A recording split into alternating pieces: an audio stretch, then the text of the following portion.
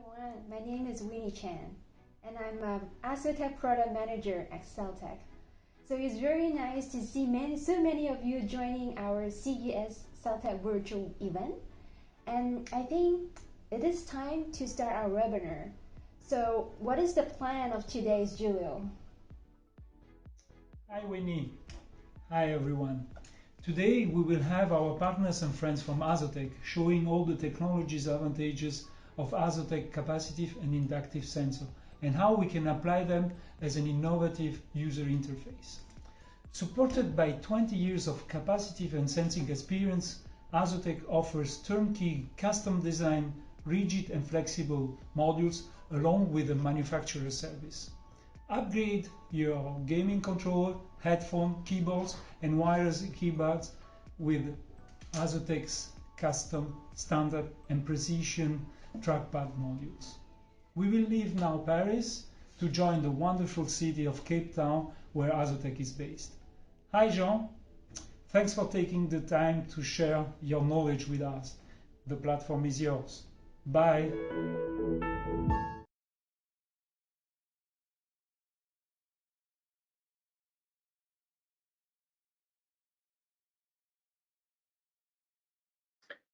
Thank you, Julio.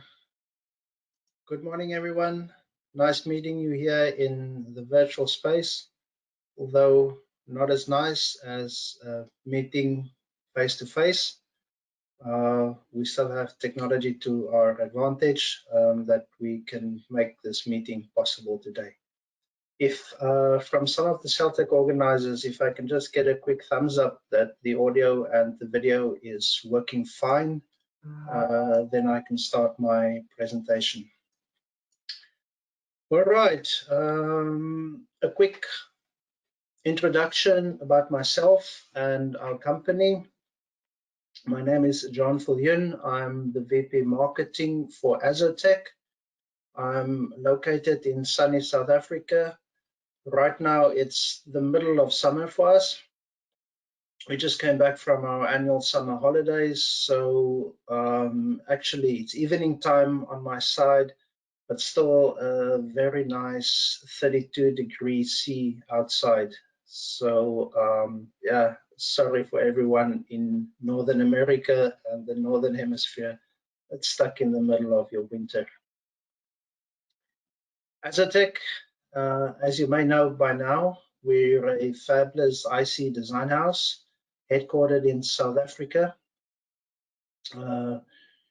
The company is over 22 years old, of which more than 15 years has been a focus on the sensing technologies. In the early year, capacitive sensing, but more recently, multi-sensor technologies. So this morning's presentation, not so much about the IC solutions, but rather two more steps after you have selected our IC, two more steps in the value chain that AZOTEQ and SELTECH brings to our customers. And that would be specifically on the topic of firstly designing and secondly manufacturing a complete subassembly that is centered around one of AZOTEQ's ICs. The presentation is organized such that there's a lot of graphical material. The graphical material has the intention to stir ideas and stir your imagination. So I will talk a little and explain a little bit of the graphics. Towards the end, there'll be some free time for questions and answers. So feel free either by audio or by text to let us know your questions. I will try to answer best I can. But of course, afterwards, if there's anything in particular that is of interest and you would like to go more in depth, please arrange a follow-up meeting on any specific topic, and then we can do a much deeper dive. SELTECH will also share the presentation with you in the coming days, so you will have the presentation to your disposal. Once you receive the presentation, you will see there are web links, both to YouTube videos that are explaining certain concepts in a more graphical and animated fashion, and also links to certain of the parts, some of the select part numbers that we will be discussing in the presentation today. Thank you, everyone. Thank you for your time. It's nice talking to you, even though in the virtual space. It's still nice to have the opportunity to connect here. I see many familiar names in the attendee list and also a couple of new names. So very nice both to see the old guys as well as having some new guys to connect. Hope we have a chance to connect in real life soon.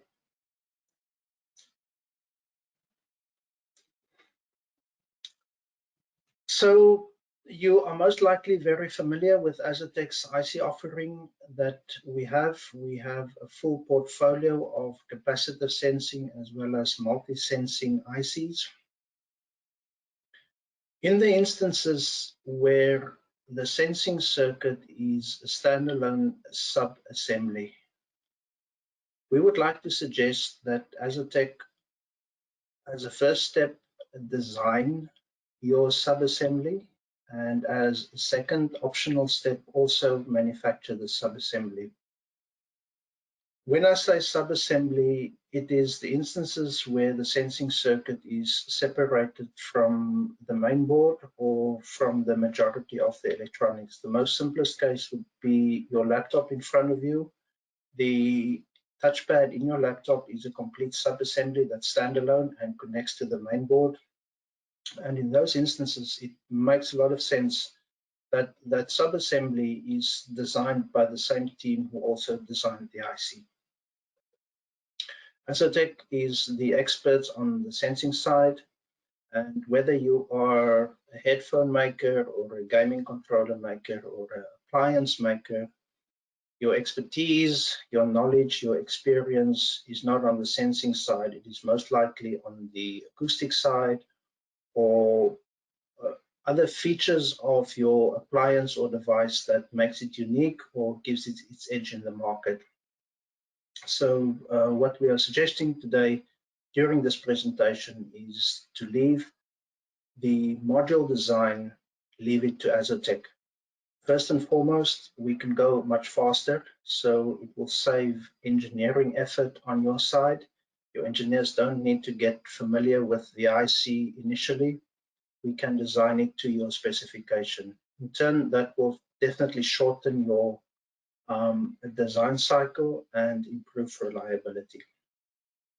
If you then select to go to the second phase where we also manufacture your module, this again saves time and money in terms of setting up the production line for mass production, opening the necessary tooling to do it.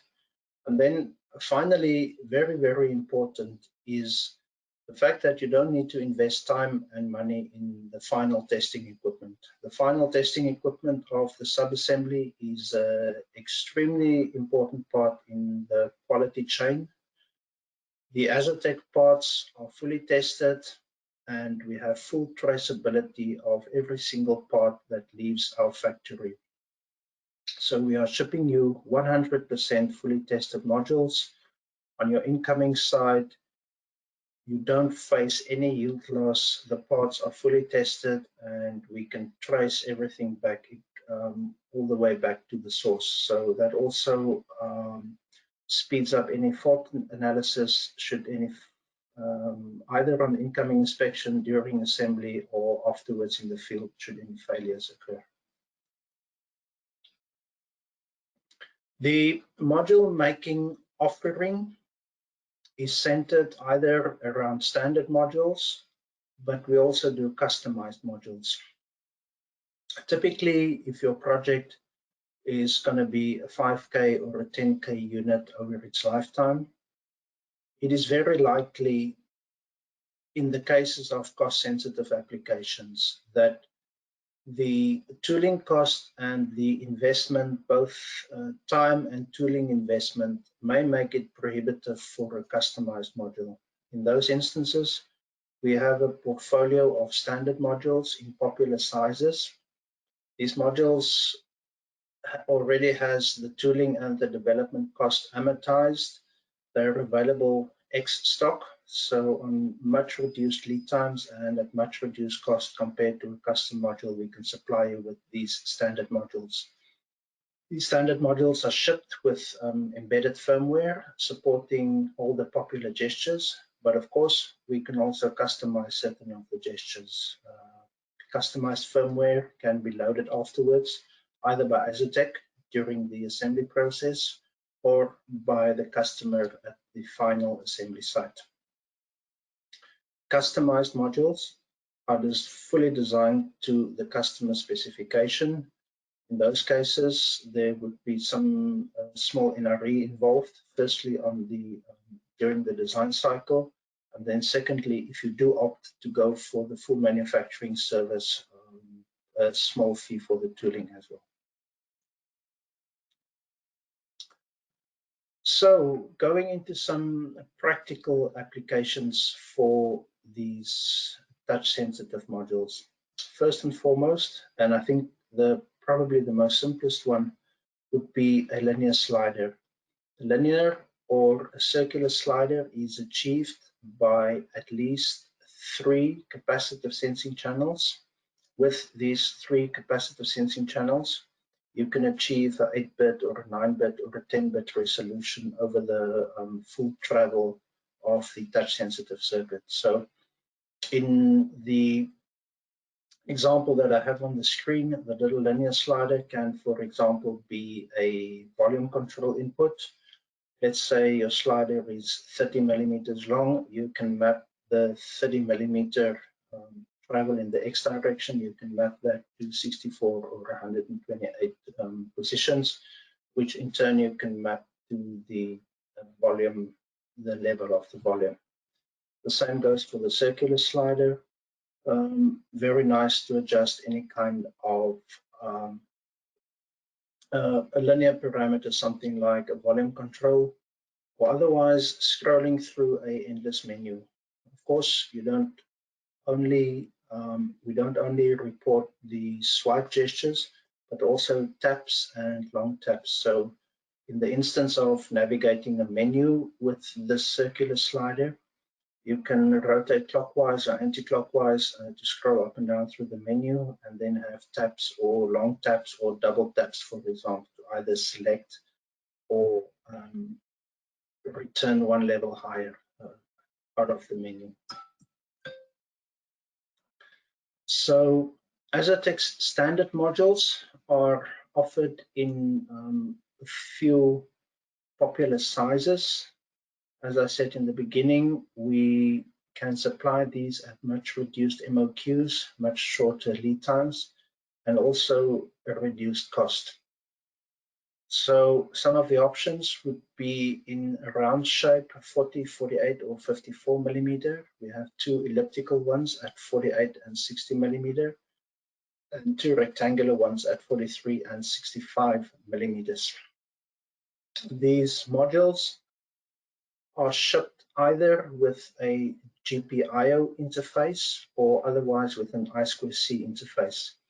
The Gpio interface is designed such that, let's take the instance of the headphone on the graphic. We can emulate certain gestures. We can emulate to a Gpio to emulate a tactile input. So let's say your Bluetooth SoC is designed to accept electromechanical switch for the volume up and volume down. In the instance of using the touchpad, we will emulate those button presses on a Gpio. So it is literally a direct connection between our Gpio and the Bluetooth SoC. Of course, if you select the I2C interface, a lot more flexibility opens up because you have a lot more control over the parameters on the PCB on the one hand, but you also have access to a lot more of the raw information. Let's say, for instance, you would like to implement your own gestures on your master controller. In those instances, you can read the XY position of the finger. You can read that over the I2C interface. Also, we can customize some firmware on the standard modules. So on the one hand, you can save on the hardware development time and development cost, but we can still implement a level of customization in software. For example, if you want a circular gesture and it's not part of the standard set of gestures, we can supply you with that firmware. Just for interest, on a side note, where you see these little icons in your presentation file afterwards, there would be either a YouTube link or a link to AZOTEQ's webpage, where you can get further information on the particular topic on the slide. The concept on the screen is something that's interesting and unique to AZOTEQ. So I will take a few minutes to explain the concept. We look on the left and we imagine the central navigation key on a television remote control. All of us are very familiar with the remote control, and you would always have the large navigation key, or they would call it the D-pad, in the central location for your thumb. Now let's imagine a case where you make this D-pad touch sensitive, as you would have a touchpad on your laptop. So in an instance where you have a graphical user interface, let's say it's a Netflix style user interface where you want to navigate your interface with swipes and taps, this full navigation key is touch sensitive and supports all the popular gestures. But once you start watching your movie, you don't want to go into a soft menu structure just to quickly adjust the volume or hit the mute button or the play or the pause button. So for those instances, we are proposing to put a metal snap dome on top of the touchpad. So what this means is your D-pad is both touch sensitive as a conventional touchpad, but you get the convenience of the mechanical switches as well for frequently used functions. So what we have now is literally two user interfaces embedded into the same real estate. This opens up a lot of possibility from the industrial design to applications where space is limited for multiple user interface, all the way through to avoiding any kind of nuisance trigger. If it's a personal device, or like the instance of the headphone, where you don't want to accidentally reject let's say you are receiving a call, you don't want to accidentally reject it, or you want to invoke your voice assistance, but you want that on a mechanical key. The snap dome is a very nice proposition to avoid any kind of nuisance triggers. This technology is patented by AZOTEQ and very, very flexible in many ways, as I said before. So we looked at the linear slider earlier on. We can expand the linear slider to loop back onto itself and form a 360-degree circular touch interface. So in an instance where your industrial design dictates that the user interface is a rotation style gesture, maybe for aesthetical purposes, maybe staying in line with your design language, or otherwise simply just because users like a rotation style input. We can provide this rotation style input from a touch sensitive circuit. So it means there's no mechanical parts and none of the complexities associated with mechanical and rotating parts and the headaches that goes with making it dust and waterproof. We can design a fully hermetically sealed sub-assembly that's touch sensitive, but has the same feeling to the user as turning a mechanical knob, which has been a popular user interface for many decades.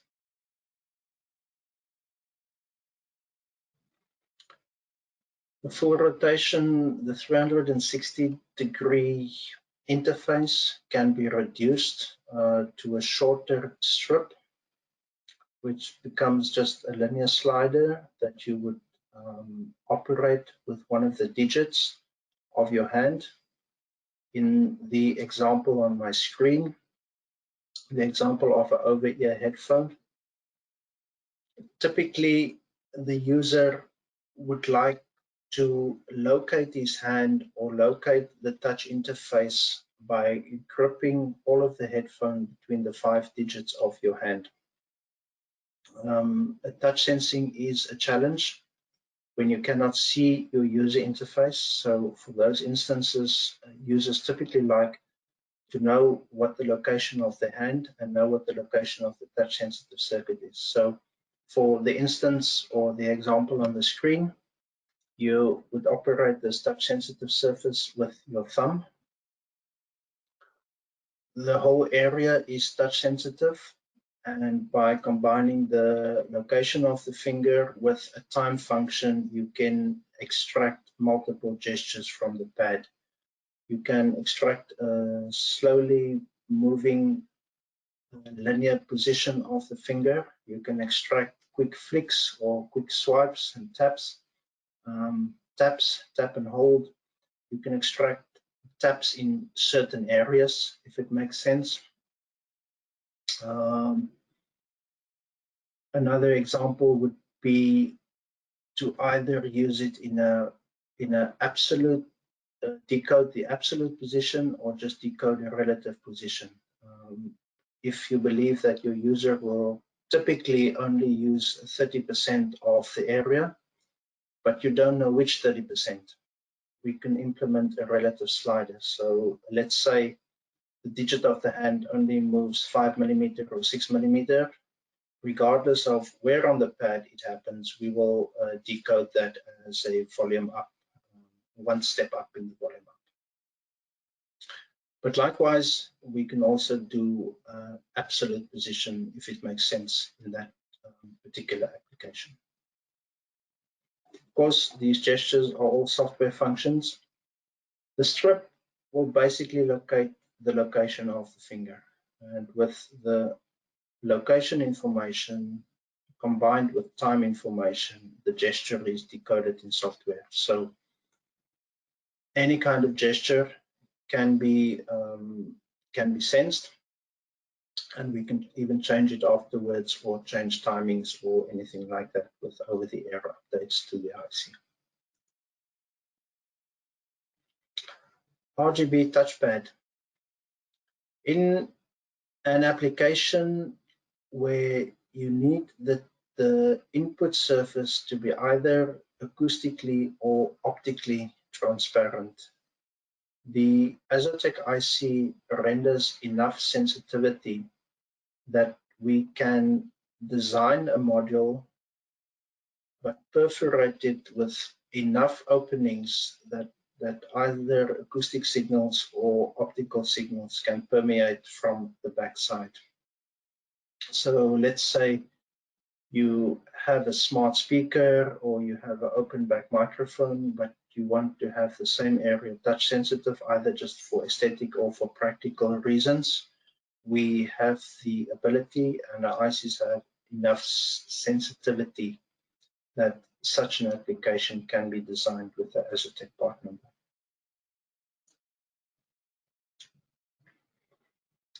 Coming to a miniature trackpad, we have design concepts for certain of our customers where the touchpad has become as small as 15 millimeter in diameter. From a physics perspective, you can make the touchpad as small as you want, but there's a practical limitation. As soon as the touchpad becomes significantly smaller than the diameter of your finger with which you operate it. Then you basically cover all of the touchpad with your finger, regardless of the location. So a typical finger diameter is anywhere between 6 and 8 millimeter in diameter.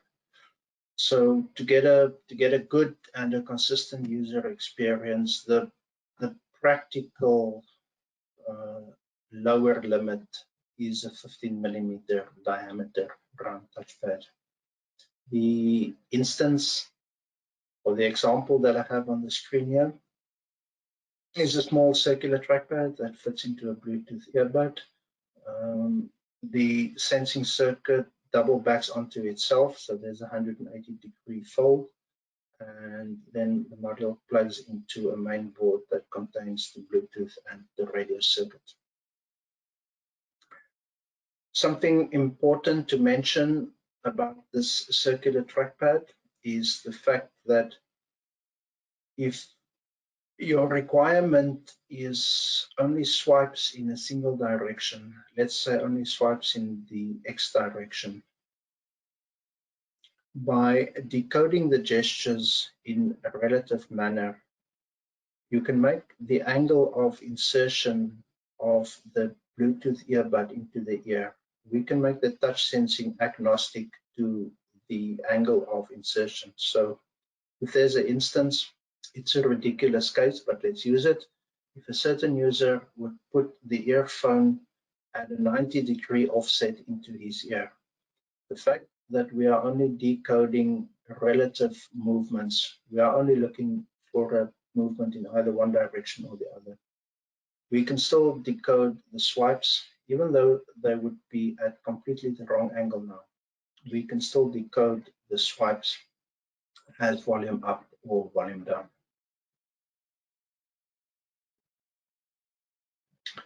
Another variation on the circular touch interface. In this instance, we are proposing the IQS626A, which is a 14-channel device for the input on the bezel of a smartwatch.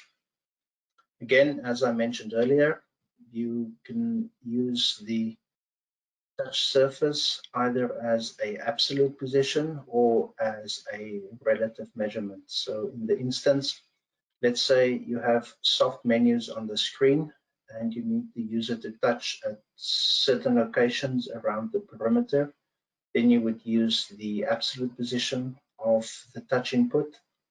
But in other instances, if you are just scrolling through a lot of data, maybe you are scrolling through your training history, then with multiple swipes in the same location and by hitting just by taps or double taps, you can navigate a menu function. Again, the gestures decoded in software. And of course, the gestures can also be context sensitive. So depending on what is displayed on the screen, the context of the gesture can either be absolute sensing, relative sensing. You can even adjust the speed at which you scroll through your menu if you have a long list of items in the menu as opposed to another menu that maybe only have 4 or 5 items. All of this controlled through software.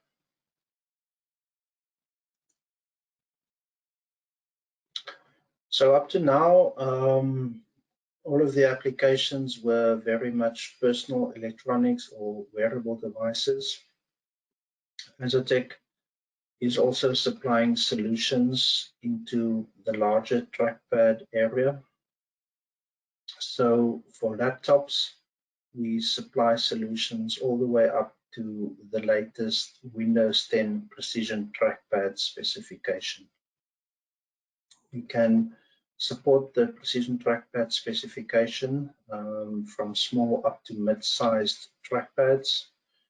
At the moment, the solution is based around a 2IC solution, but we are in a very advanced stage of developing our own single chip solution, and that would be available towards the end of the year. But at the moment, the Precision Trackpad is also available. trackpads for smart covers. We have a very compelling solution, compelling in terms of power consumption as well as low profile, that are specifically aimed for applications where power consumption is at a premium, as well as the thickness of the touchpad can be designed either on rigid PCB or flexible circuits.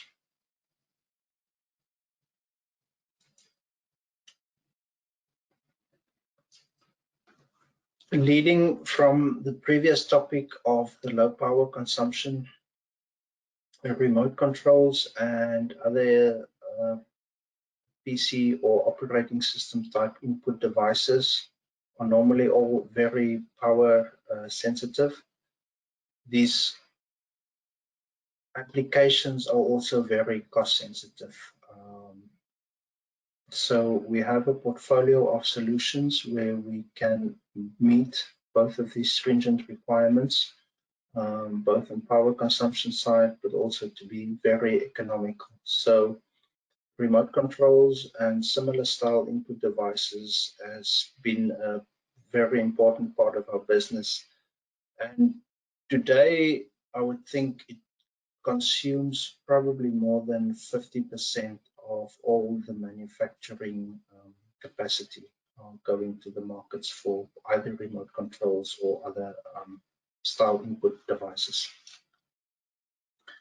In the instance of the remote control, often we get requests for a concave type touchpad. We can design them concave. It depends on the arc of the curve. If you have a very deep concave input area, the touch circuit is designed on flexible circuit. If it's a very shallow concave input area, then we can design the touch module can be a rigid module, and with only the plastics serving as the finger guide.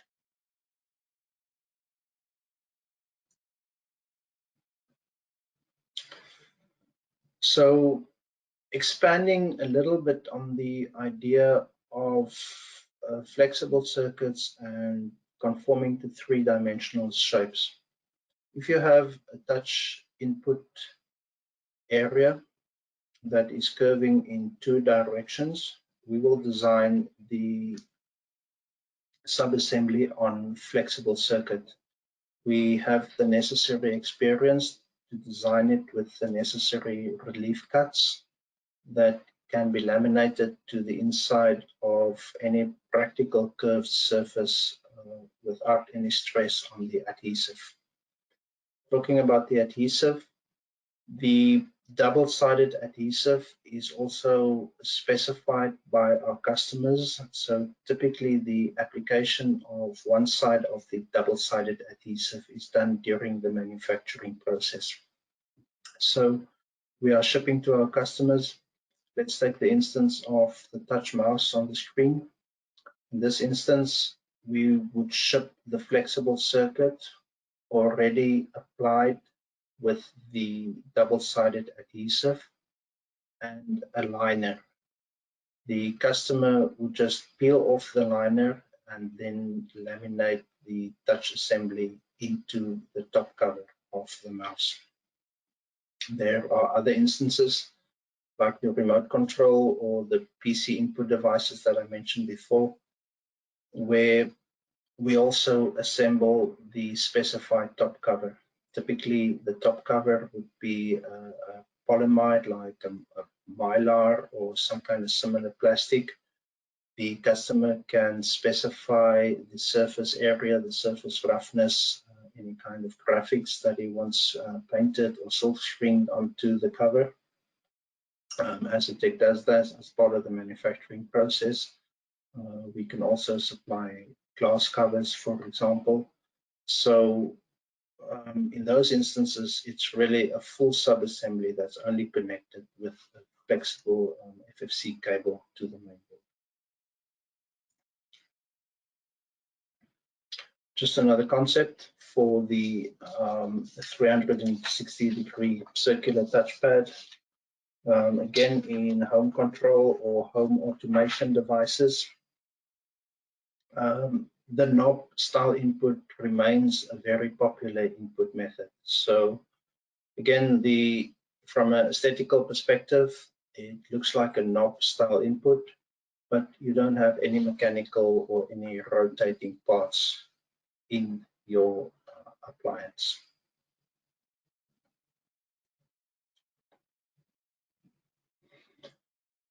So moving on to touch screen modules. AZOTEQ has long been a supplier to the wearable industry for various solutions. We are now partnering with a screen maker to also supply a standard size fully assembled touchscreen module, fully assembled to the display module. These modules will be available from Q3 of this year. The touch sensing part is sensed by AZOTEQ's latest IQS7210 device, which is a trackpad touchscreen device, but optimized in terms of power consumption for the wearable market, and also supporting inductive sensing for either a force style input or otherwise waterproof tactile buttons. The 7210 also features Hall effect sensing and wear detection is also AZOTEQ's latest proprietary sensing algorithms and techniques embedded in the 7210. So this brings me to the final part of the presentation, and I just want to stand still on a little bit on the factory side and the manufacturing side of these modules. So just to reiterate what I said in the beginning, the modules, the module design and module making value add is a two-step approach, where as a first step, we are prepared to design the module to your specification at a small NRE fee. In that instance, we will design to your specification and the customer becomes the owner of all the design files afterwards. And then there's an optional second step where we manufacture these modules at a factory that is specifically set up with AZOTEQ equipment to manufacture these modules. We are shipping around 10 million modules per year from this factory. We have very good quality record and a 7-year partnership that has been running very smoothly with this factory partner of ours.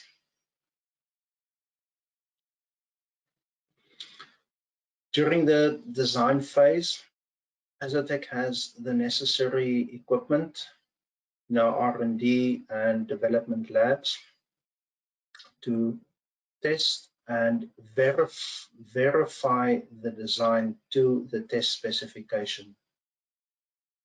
Either the customer will dictate the precision specification, the precision, the performance, the power consumption will either be dictated by the customer, or otherwise, if the customer does not have the necessary experience, AZOTEQ will propose what we believe to be optimal parameters for optimal performance and optimal user experience. So once the specification is agreed, AZOTEQ designs, and we verify through the use of various test equipments, we will verify that we actually meet the agreed specification. So again, this is typically not equipment let's say you are a headphone maker, this is typically not equipment that every second headphone maker will have in his laboratory or with his design engineers. So again, a very nice value add that we can bring in terms of the performance testing and verifying that the design meets the necessary requirements.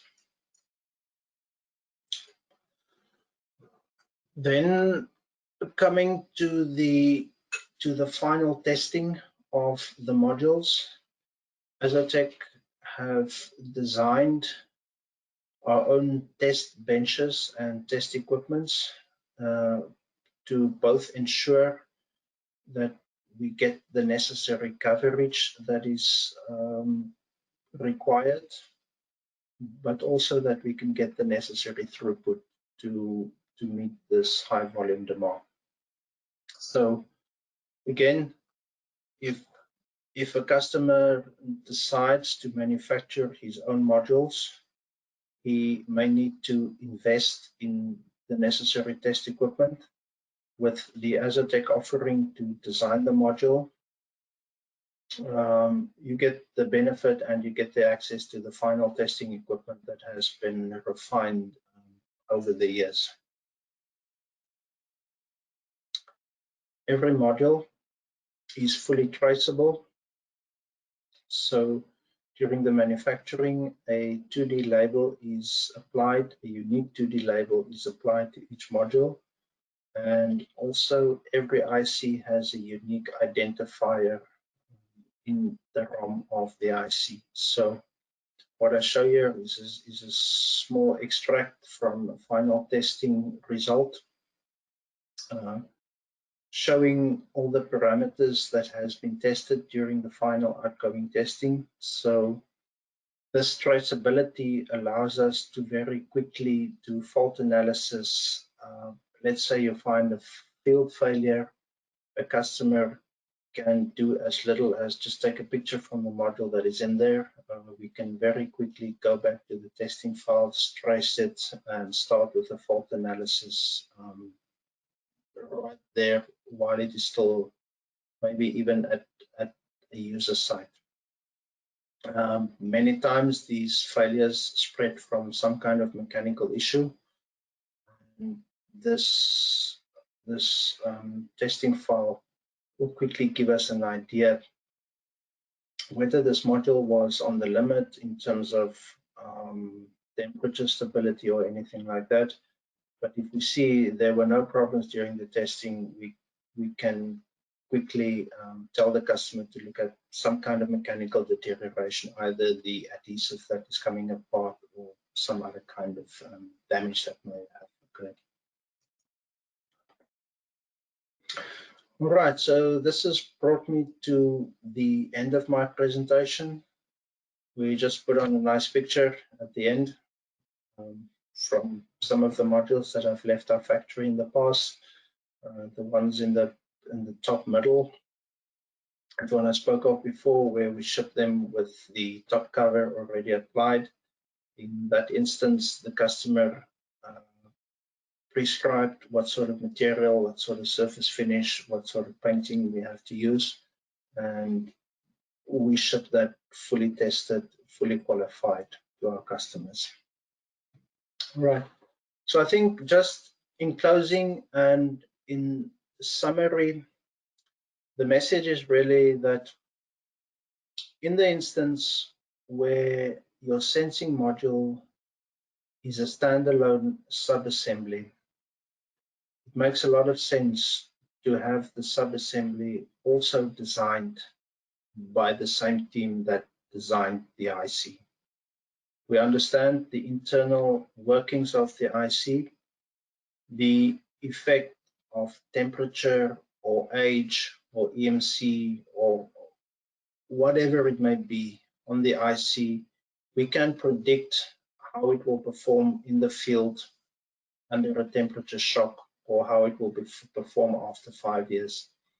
And this experience is pulled through to the rest of the assembly.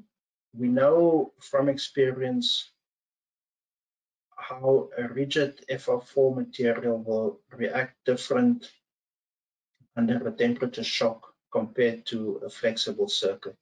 So this is experience that we have that the customer may not necessarily have. So in our factory, we can test a part at room temperature conditions, but still guarantee that it will work from -20 to +40, for example. So experience that has come over the years, but also from knowledge, from in-depth knowledge of the internal workings of the ICs. So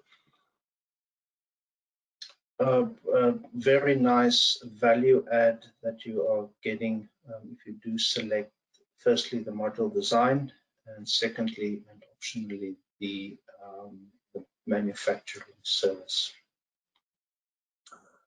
I think it concludes my presentation. We have some time left. If there's questions, I will try to answer best I can, and for the ones I can't, we can get back to you on those.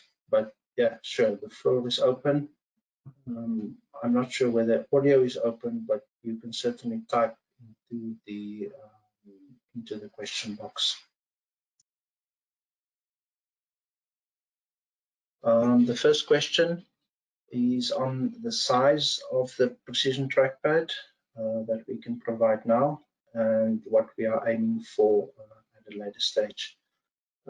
Julian, at the moment we can supply precision trackpads all the way up to 110 millimeters in the long axis.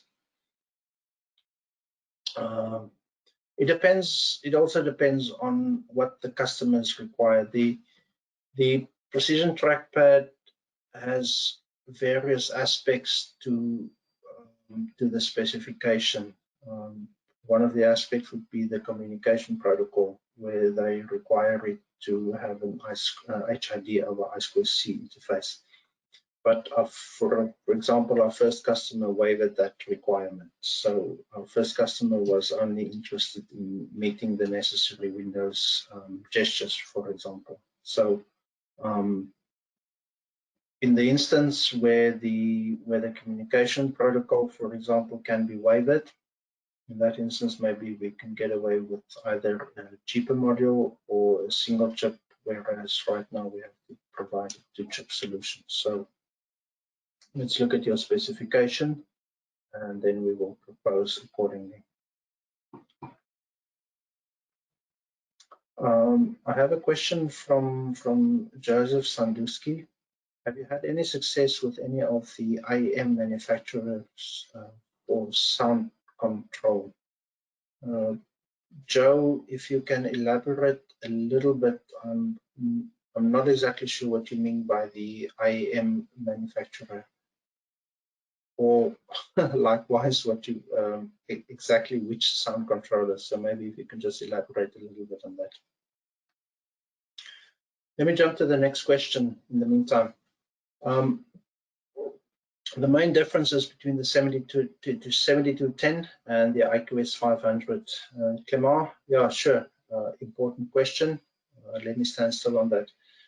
The IQS 500 has been AZOTEQ's mainstay in the mid-size trackpad arena for almost 10 years now.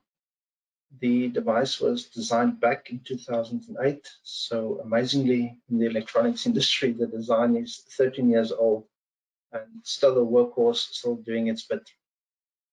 The 7210 has just been, or we're actually in the process of releasing it to market. It's not fully released to market, so it literally contains all the latest up-to-date tech in terms of hardware as well as software. I spoke about the wear detection earlier. So in short, the 7210 contains technology that is 13 years newer than the IQS 500. We have lower power consumption, we have a lower cost point, the device is smaller, and very important, it's a prox fusion device. So we can do inductive sensing with it. We can do Hall effect sensing with the device. And it also has an on-chip temperature circuit that, even though the temperature circuit is not open for our customers, we use it for internal calibration and tracking of environmental drift.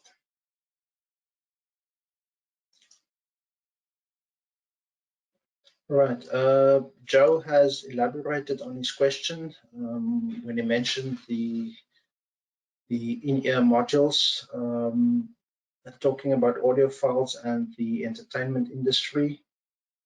Joe, in terms of audiophiles, our focus market has always been high volume consumer goods, or not necessarily high volume, but definitely consumer goods.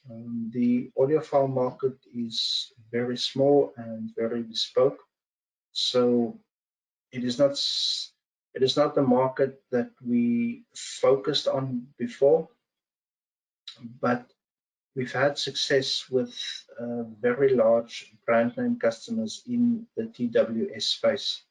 So in terms of functionality, I can imagine that the audiophiles or the monitor type high-end earbuds would require the same kind of performance and user experience. So in that respect, even though I don't have design wins today, I'm sure we can address those just as well as we address the needs from high volume TWS makers.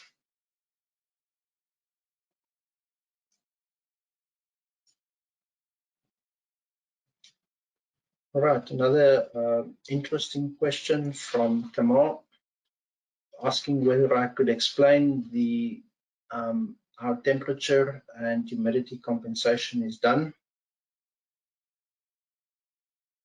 I'm tempted to say that it's a secret, because many of the IP are secrets, but maybe I can talk more in general. So it's important. Let's take the instance of a headphone. Maybe you are in a cold temperature in the north of the US. You are riding on a warm bus, or you are inside a warm building and you go out into freezing temperatures. Temperature shock is applied to your touch sensitive headphone, and you are going into a stuck condition, which would be definitely undesirable. We have first and foremost, we have some temperature sensing on all the new generation devices, so we can get a derivative of the environmental temperature. The downside would be that the IC is normally not exposed to the outside of the appliance, so that only has limited use. Then as a second step, we will typically design a tracking channel. What I mean by a tracking channel would be a capacitive sensing circuit that is exposed to the same environment as the rest of the sensing circuit, but it cannot be influenced by the user's touch. So if you see any change on this reference channel, you know that it cannot be due to a user's interaction. So it has to be some change or some drift that happened in the environment. And based on that, we can also derive that, let's say the temperature dropped and we need to compensate for the rest of the user interface part of the circuit. We have to compensate with that circuit equally. So it is a mix of techniques. There will always be 4 or 5 different techniques that we have to employ. But we have learned through experience and through the years, the challenge with the in-ear earbuds are typically that the ear canal heats up. So that is exactly the opposite as your headphone, where you go out into a freezing climate. If you have a wearable device, for example, there's one instance where you can dive into a swimming pool with very cold water, or another instance where you are washing your hands under hot running water under the tap. Both effects will have an effect on the touch sensing circuit or the input circuit for that instance. And we have to derive somehow if we see a change in the sensing, we have to derive whether the change is coming from the environment or from a human, the human input. And like I said, we derive this with various techniques and ideas. This is typically something that we walk the customer through in the early design stages. Some of our customers have had their, how can I say, either had their fingers burned in the past with similar situations, and they will be very wary from the beginning and highlight this matter. In other instances where it's the first time for a customer to go to a touch sensitive input, we will highlight these potential issues and typically ask the customer for his requirements and the use cases that he sees. Does he see this case happening where somebody's diving into the cold water or washing his hand under hot tap water? We will agree the requirement, the upper limit, the lower limit for the temperature, along with the rate of change. And we will firstly design accordingly, and then secondly verify that we can actually meet those temperature slopes without any stuck conditions.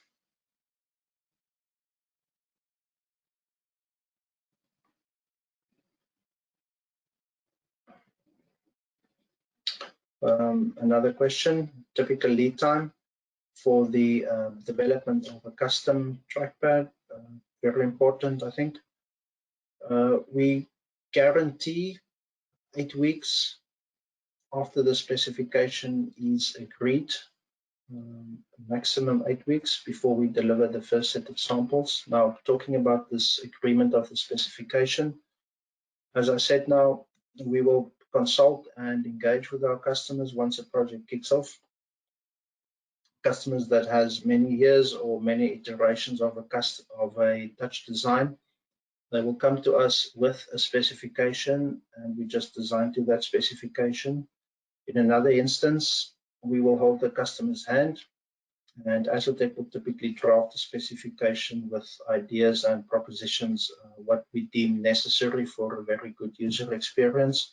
And in conjunction with the customer, we will agree the specification and sign the specification. We don't start any design activity before a specification is agreed.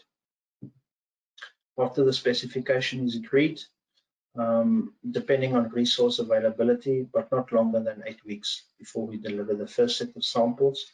And we typically allow for 2 iterations. So we will deliver the first 10 or the first 20 samples. It is tested both by the customer and by AZOTEQ. And then any tweaks that are required, we roll out in a second set of samples.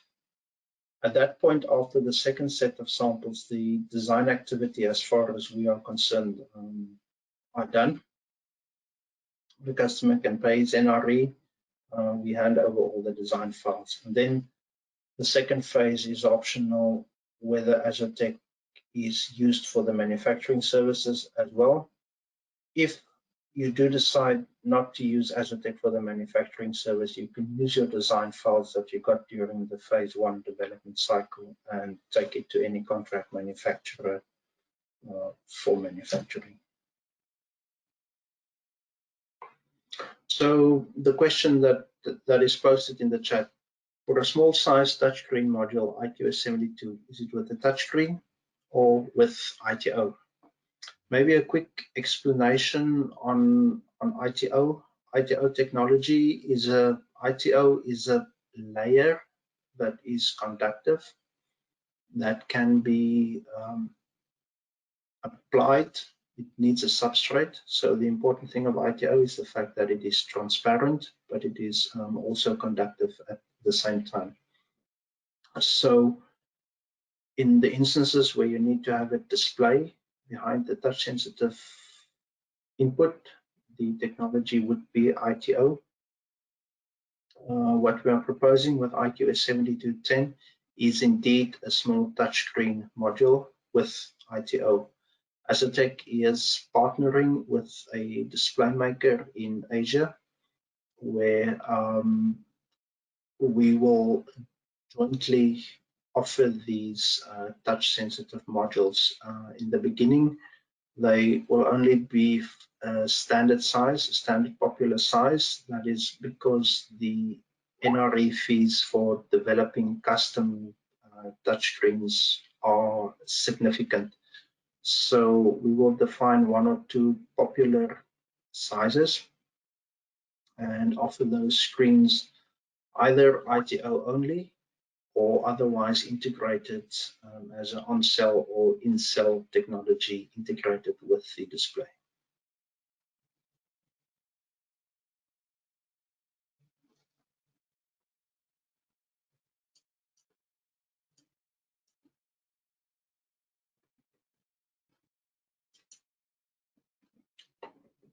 All right, I have a second question.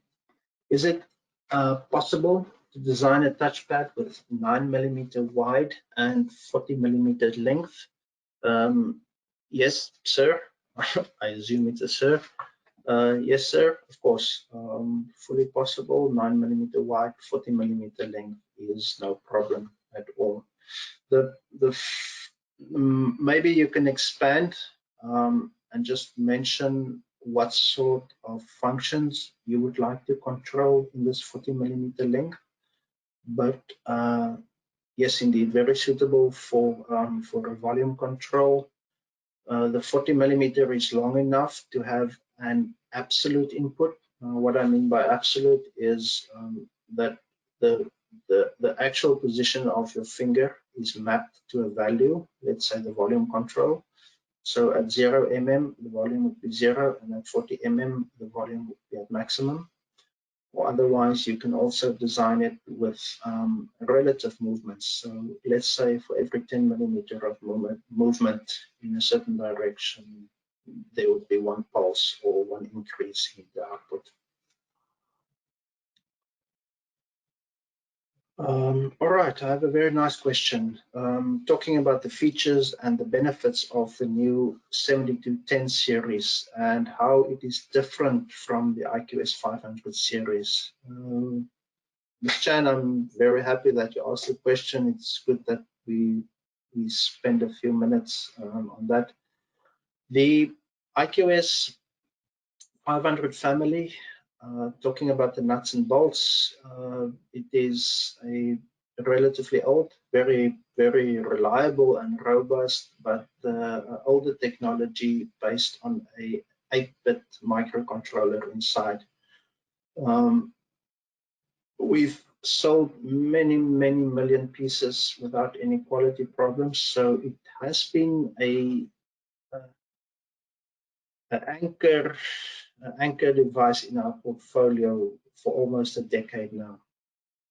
But time has moved on, and the new IQS 7210 is significantly lower in terms of power consumption. The capacitive sensing performance is really the latest that we have. It's a decade newer than the IQS 500 family, so better power consumption, better capacitive sensing performance. And then very importantly, the IQS 7210 can do inductive sensing.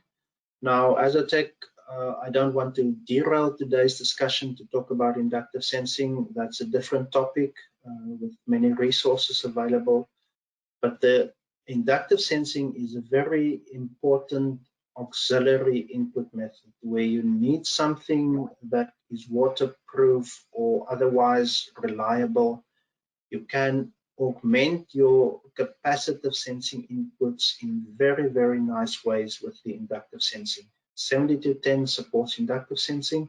And as we said during the webinar, it also supports Hall effect sensing, which is important when you are doing docking detection. Many of these new generation devices, whether it be your earbud or your wearable, they are docked in many cases, they need charging, so various applications for the Hall effect sensing. And the important thing, the Hall effect sensing is embedded on chip. So it doesn't take up space on the board. It doesn't cost extra, not in terms of money, not in terms of real estate. If you do enable the Hall effect sensing, of course, there's a small power consumption consideration, but that's up to the use case whether you enable or disable it. So, yeah. All right, I have another question. And I will just read it out. You mentioned that when you manufacture custom modules or custom modules that we can also test. Does this mean you will only ship fully tested modules, therefore reducing redundancy? Yes, that is correct. We have 100% test coverage during the outgoing testing. So we only ship fully tested modules. So this means also to the customer that there's no yield loss. Let's say you are manufacturing your own module. There may be a 3% or a 4% fallout. It is not the case when you buy the fully assembled module from AZOTEQ. We will only ship you 100% fully working modules. So there is zero yield loss for our customers.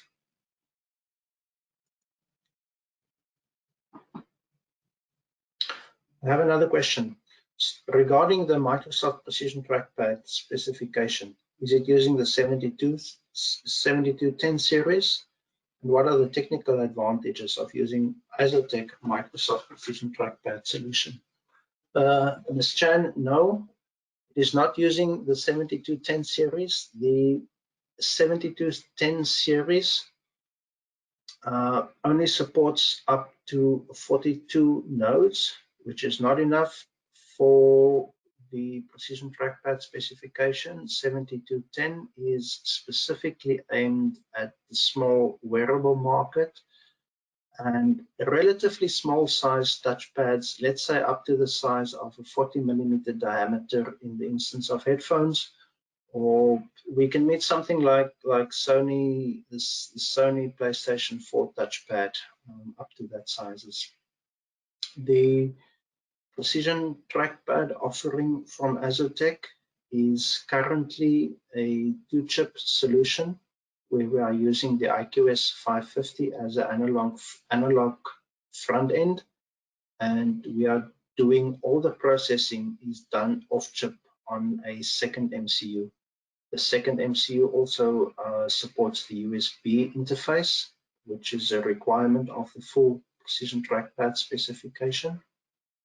But we are in a very advanced stage with the development of a single chip solution for the Microsoft Precision Trackpad specification. So today's customers using the Precision Trackpad is still using the 2IC solution, but we will either migrate them to the single chip solution, or of course new designs will be done with the single chip solution. In terms of availability, the single chip Precision Trackpad will be available towards the end of 2021. But the 2-chip solution is available now.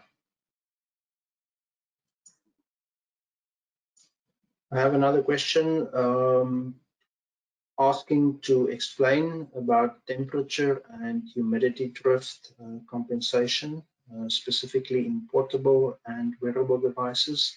That is indeed a very important consideration. The use cases where these becomes a problem, let's say in a cold area, at 0 degrees, you are maybe on a warm bus or inside a warm building, and then you step out into the cold. It may be -5 degrees outside, and a temperature shock is applied to whether it be your wearable or your headphones, for example. Another case would be a wearable on your wrist, and you either jump into cold water to go for a swim, or you have it under hot water to wash your hands. Capacitive sensing is prone to temperature shocks, to very large temperature shocks. This is something that we will clarify with our customers early on in the design, so it depends on the application. If it is your laptop, for example, it is safe to assume that the temperature shocks will be a lot less than, for example, a wearable device or your headphones. So we clarify upfront with our customers what the requirement for the temperature range and performance would be. And then we design the solution accordingly. To give you some examples, flexible circuits would have a different temperature response to rigid modules, for example. We have the knowledge through our years of experience to know how these different substrates will react under temperature variation, and we can design in compensation for that.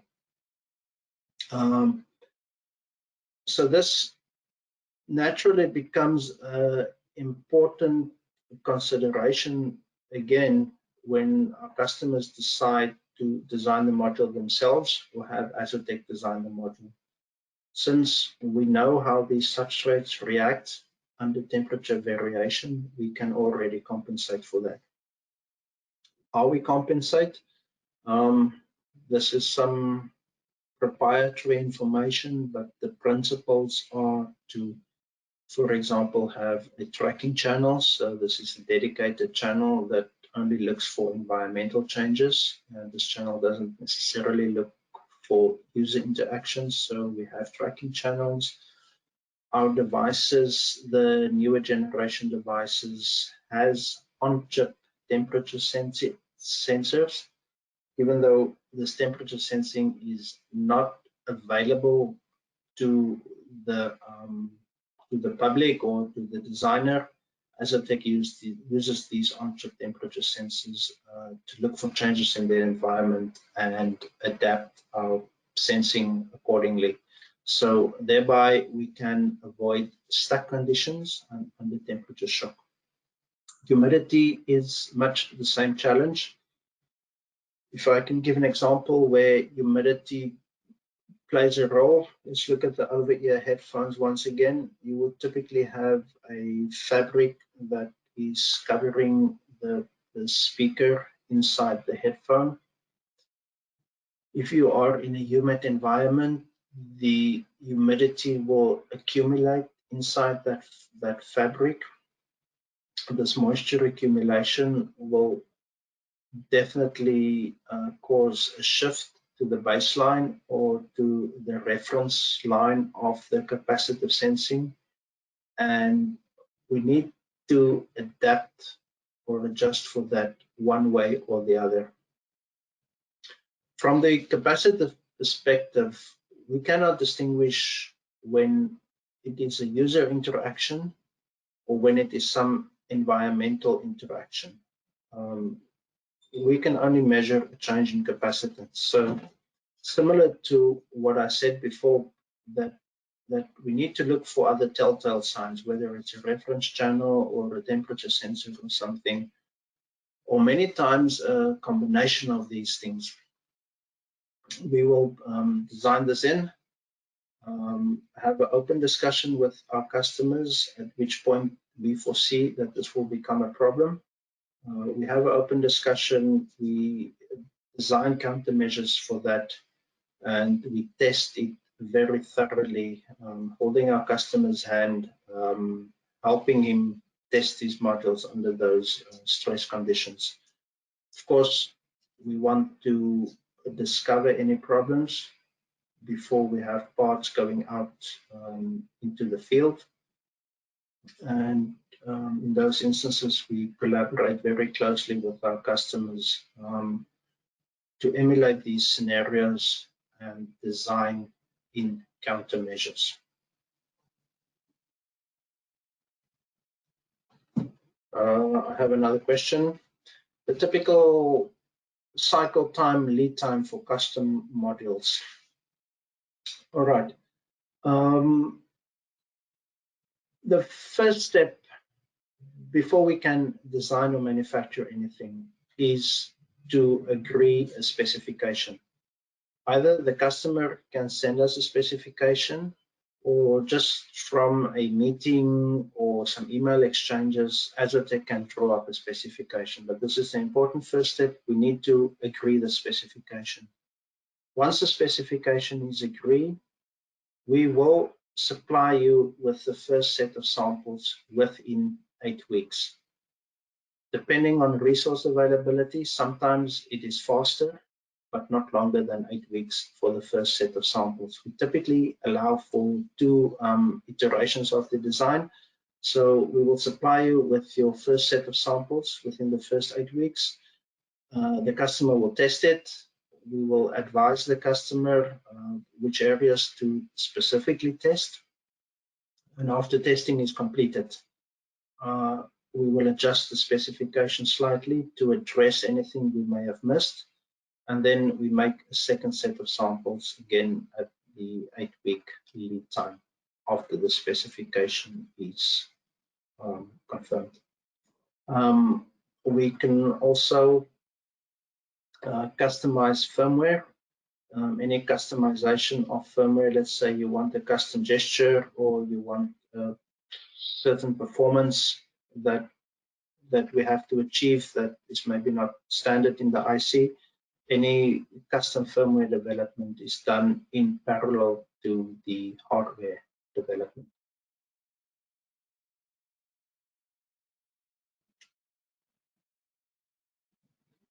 Any other questions?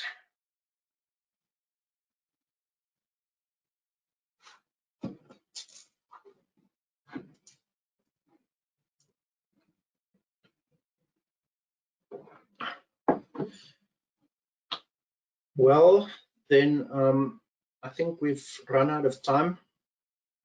I want to thank everybody that joined today.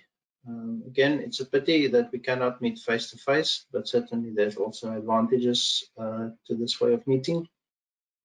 It was very nice to have the ability to talk to you, show you what we have. SELTECH will make the presentation available in the coming days. And then, of course, if there is specific questions on any of the topics, we are very happy to engage in a one-to-one virtual meeting. Thank you, everybody. Thank you for joining. It was nice talking to everyone. Have a good day and stay safe.